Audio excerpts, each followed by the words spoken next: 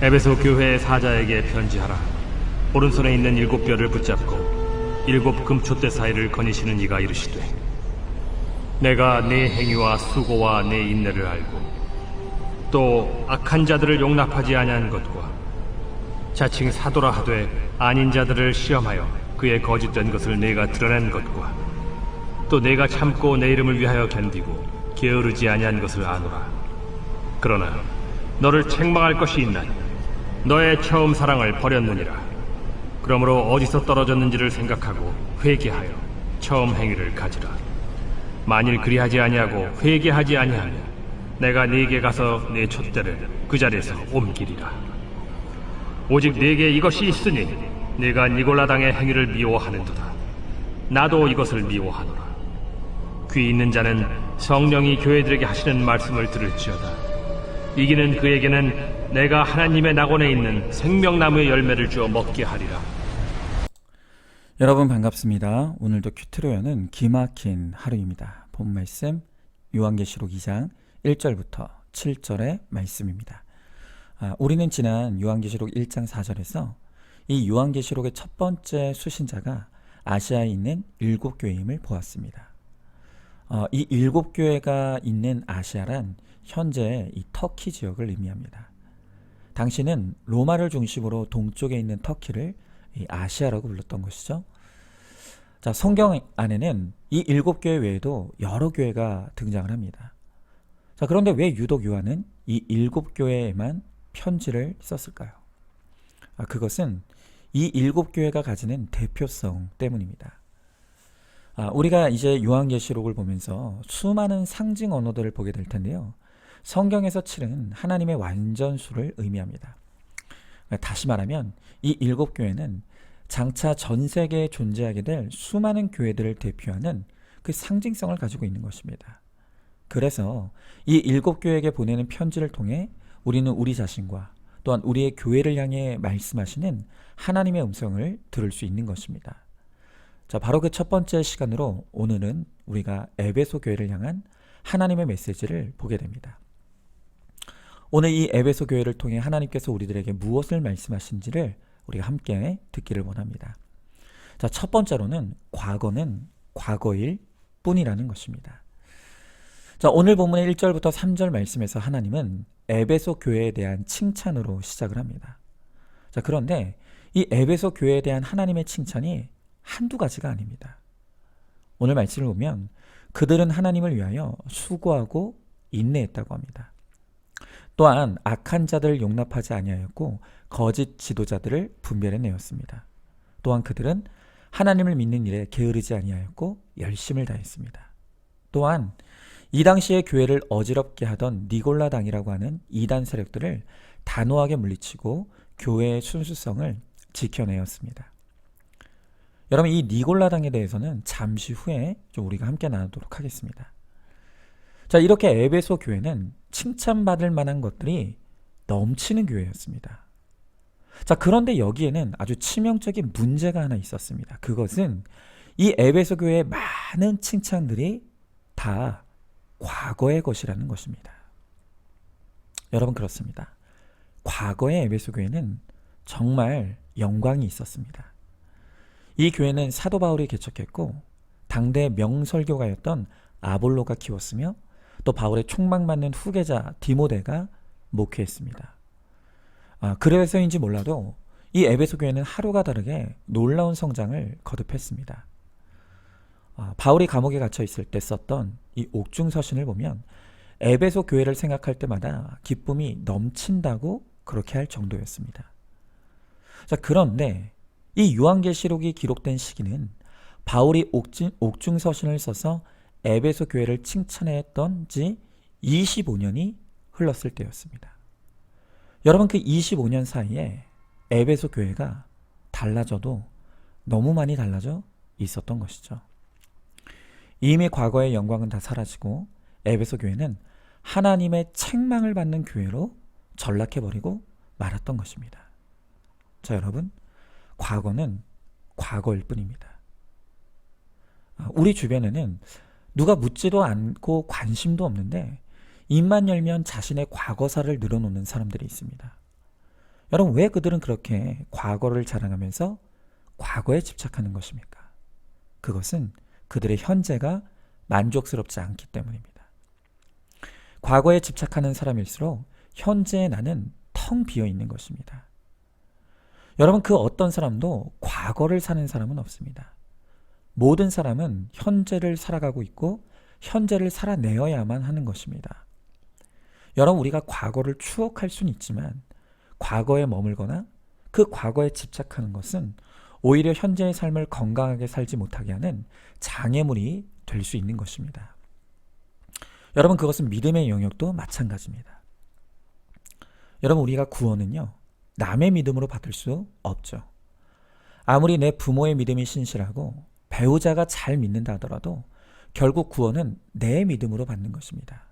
그 마찬가지로 구원이란 현재 그리고 지금의 믿음으로 받는 것이지 과거의 믿음으로 결코 구원받을 수 없는 것입니다. 자, 여러분, 솔로몬을 한번 생각해 보십시오. 그가 과거에 얼마나 대단한 믿음을 가진 사람이었습니까? 그는 1,000번제를 하나님 앞에 드렸고 아버지 다윗도 하지 못한 성전을 완공하여 하나님께 봉헌해 드렸습니다. 그러나 과거에 그렇게 대단한 믿음을 가졌던 솔로몬이지만 결국 변질하여 우상 숭배에 빠짐으로 그는 멸망하여 지옥에 떨어지고 말았습니다. 그 반대의 경우도 있죠. 여러분, 예수님 우편에 있었던 그 강도를 생각해 보십시오. 그는 한평생을 남의 것을 도적질하고 또 사람을 상하게 하는 강도의 인생을 살아왔습니다. 그러나 마지막 순간 자신의 죄를 진실하게 회개하고 예수님을 나의 구원자로 영접함으로 그는 낙원에 들어가게 되었던 것입니다. 여러분, 이 두 사람이 우리들에게 가르쳐주는 중요한 교훈이 무엇입니까? 그러니까 구원은 현재의 믿음으로 얻는 것이지 과거의 믿음으로 얻는 것이 아니라는 것입니다. 여러분, 현재가 중요합니다. 지금이 중요한 것입니다. 그래서 고린도후서 6장 2절 말씀에서 이렇게 말합니다. 보라, 지금은 은혜 받을 만한 때요. 보라, 지금은 구원의 날이로다. 바로 지금 은혜 받는 것이 중요하고 바로 지금 믿음으로 구원받는 것이 중요하다는 것입니다. 여러분, 그런데 종종 성도님들 가운데서도 이 과거의 믿음을 고백하시는 분들이 있습니다. 내가 어렸을 때는 교회 주일학교 열심히 다녔지. 내가 청년 시절에는 교회에서 살았어. 또 집사 시절에 얼마나 열심히 신앙생활했는지 몰라. 여러분, 그런데 그런 화려한 과거를 이야기하는 분일수록 현재는 차갑게 식어 있거나 심지어 교회를 떠나 있는 분들이 많습니다. 여러분, 그렇다라고 한다면 그 과거의 열심과 뜨거움은 아무 의미 없는 것입니다. 하나님은 지금 그리고 오늘 나의 믿음을 보기 원하시고 나의 신앙 고백을 듣고 싶어 하십니다.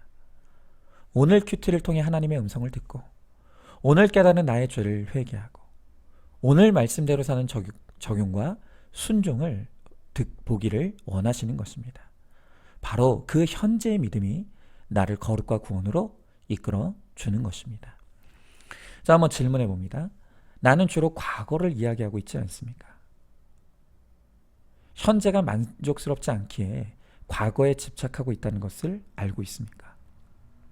구원은 과거의 믿음이 아닌 지금 현재의 믿음으로 받는 것임을 깨닫습니까? 오늘 큐티를 통해 내가 묵상한 것과 깨달은 죄와 순종한 적용을 나누시기 바랍니다.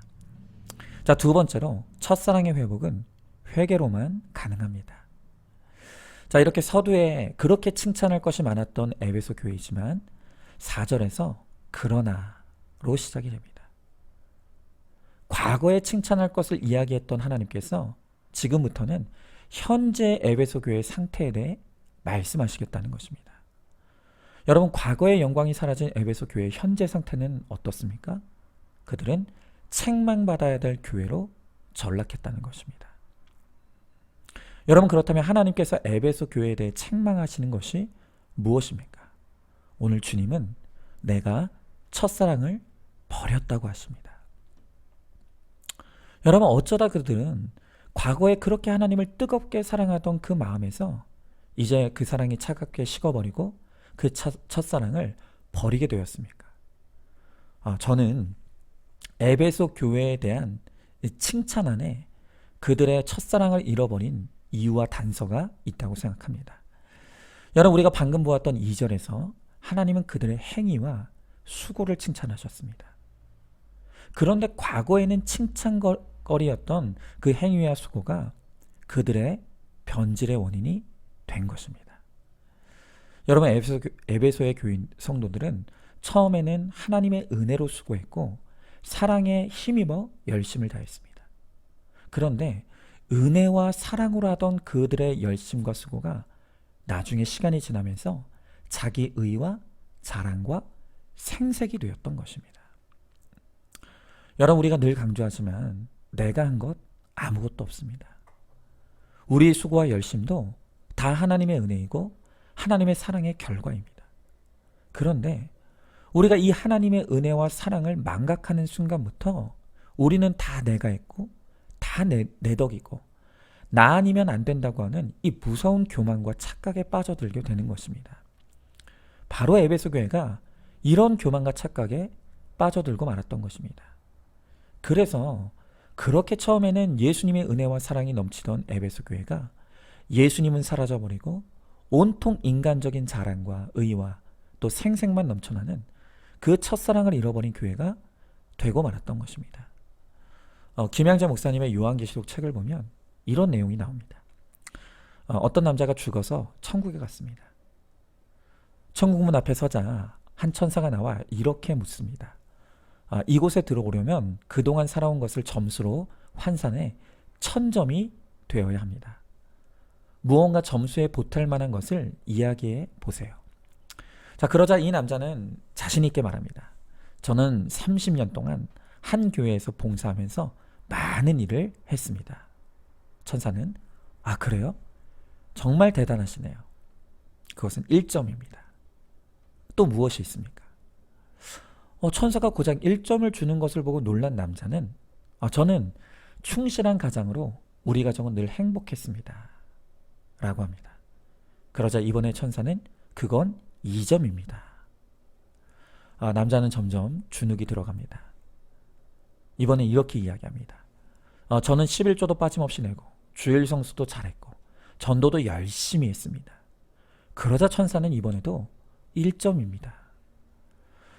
여러분, 결국 이 남자가 그렇게 자랑하던 그 모든 것의 총합이 4점에 불과했습니다. 그러니까 아직도 1000점이 되려면 996점이나 부족했던 것입니다. 그런데 이 남자는 아무리 생각해도 그 어마어마한 숫자를 채울 일이 생각이 나지 않았습니다. 결국 그는 천사 앞에 무릎을 꿇습니다. 그리고 눈물을 흘리며 이렇게 고백합니다. 저는 이제 보탤 점수가 없습니다. 아무래도 저는 천국에 들어갈 자격이 없는 것 같습니다. 제발 이 죄인을 용서해 주세요. 자, 그 모습을 지켜보던 천사가 마침내 말합니다. 이제야 당신의 점수가 1000점이 되었습니다. 천국에 들어가도 좋습니다. 여러분, 하나님은 열심을 다하고 수고하는 사람이 아닌 자기 죄를 회개하는 사람을 사랑하시고 하나님의 은혜를 구하는 자를 기뻐하십니다. 여러분, 내가 한 게 어디 있습니까? 내 덕은 다 무엇입니까? 모든 것은 하나님의 은혜입니다. 다 하나님이 하셨고 하나님이 하시며 하나님이 하실 것입니다. 우리의 공로와 의와 생색을 이 시간 우리가 회개하며 다시금 하나님의 은혜를 붙들어야 합니다.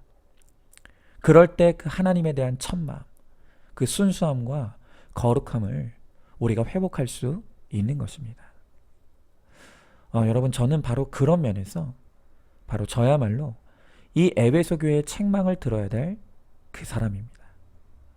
올해 우리 교회에서 오래 같이 사역하였던 사역자들이 떠나가고 이제 새로운 사역자들을 모집하는 과정 가운데 있습니다.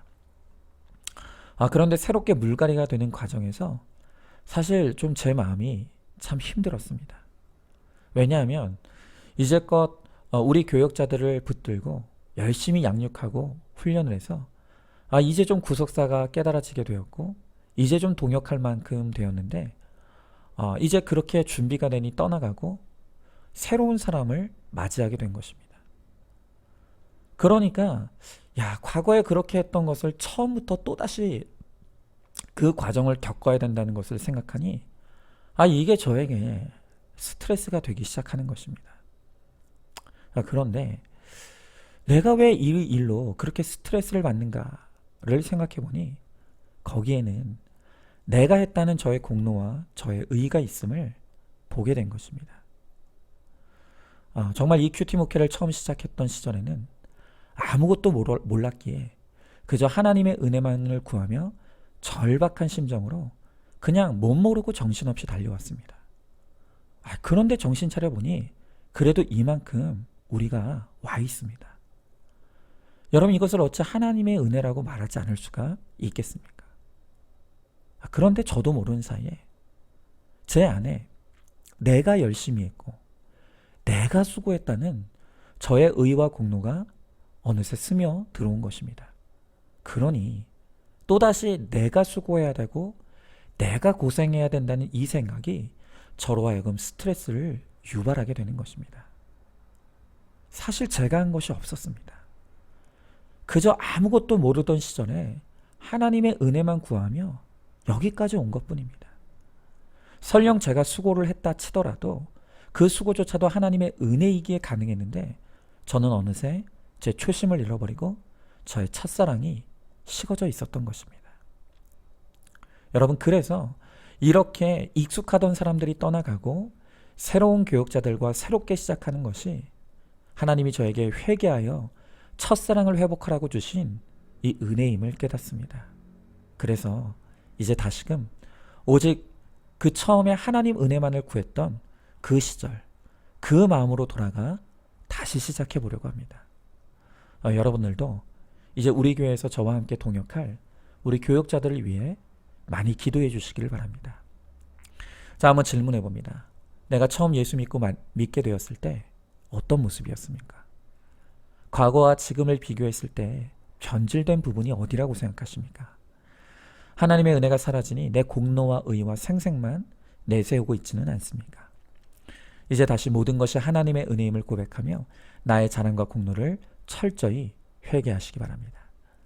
자, 마지막 세 번째로 거룩을 쫓아야 첫사랑을 잃어버리지 않습니다. 자, 이렇게 과거의 영광을 잃어버리고 책망받던 에베소 교회에 대해 하나님은 그래도 아직 칭찬할 것이 남아있다고 말씀하십니다. 오늘 6절의 말씀에 보니까 오직 내게 이것이 있으니 내가 니골라당의 행위를 미워하는도다 나도 이것을 미워하노라.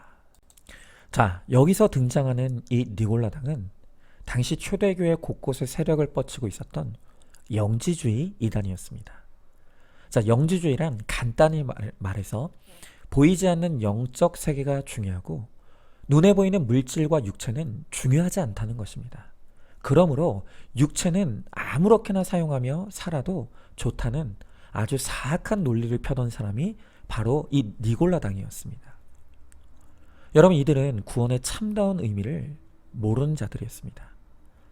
여러분, 우리가 구원받는다는 것은 우리의 영만 구원받는 것이 아니라 우리의 영과 육이 함께 구원받는 이 전인격적인 구원인 것입니다.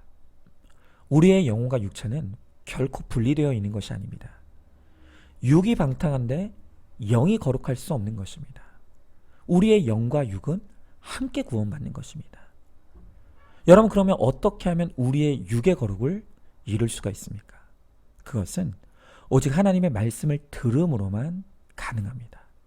오늘 7절의 말씀에 보니까 귀 있는 자는 성령이 교회들에게 하시는 말씀을 들을지어다 라고 하십니다. 여러분, 그렇습니다.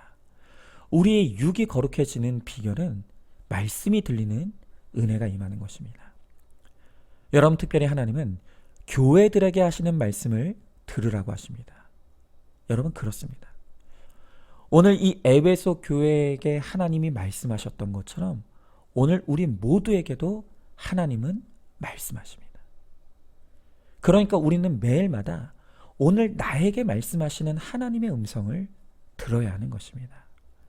여러분, 그럴 때 비로소 내 숨은 죄가 깨달아지고 나의 진실한 회개가 터져 나올 수 있습니다. 그렇게 말씀으로 깨달은 나의 죄를 회개하며 공동체 앞에 고백하며 나아갈 때 우리는 거룩을 회복할 수 있고 또한 구원을 향해 나아갈 수가 있는 것입니다. 여러분, 오늘도 성령의 도우심으로 우리의 귀가 열려 나에게 주시는 성령의 음성을 듣는 복된 그 한 사람, 그래서 거룩과 구원을 이루어가는 저와 여러분 우리 모두가 될 수 있기를 간절히 소망합니다. 자, 한번 질문해 봅니다. 교회 안에 나와 교회 밖에 내가 다른 이 니골라당은 아닙니까? 나의 이중성은 어느 영역에서 가장 잘 드러납니까? 큐티와 예배 가운데 들리는 말씀이 나에게 주시는 성령의 음성으로 들리고 있습니까? 날마다 말씀으로 내 죄를 보고 회개함으로 끝까지 첫사랑을 잃어버리지 않으므로 구원의 그한 사람이 되시기를 바랍니다. 자, 오늘도 11월 17일 보석산자입니다. 우리는 100% 죄인에게 내 자신을 철저히 주님께 복종시키는 훈련을 결혼을 통해 또 힘든 배우자를 통해 하게 됩니다. 그래서 결혼의 목적이 행복이 아니고 거룩입니다. 아멘. 마지막으로 기도로 마치겠습니다. 하나님, 저에게 처음 큐티 목회의 길을 열어주셨을 때 저는 오직 하나님의 은혜만 간절히 구하며 그 은혜에 힘입어 여기까지 왔습니다. 그러나 어느새 저도 모르는 사이에 제 안에 내가 했다는 제 의와 공로가 채워져서 그 수고를 하고 싶지 않다는 저의 게으름을 보게 됩니다.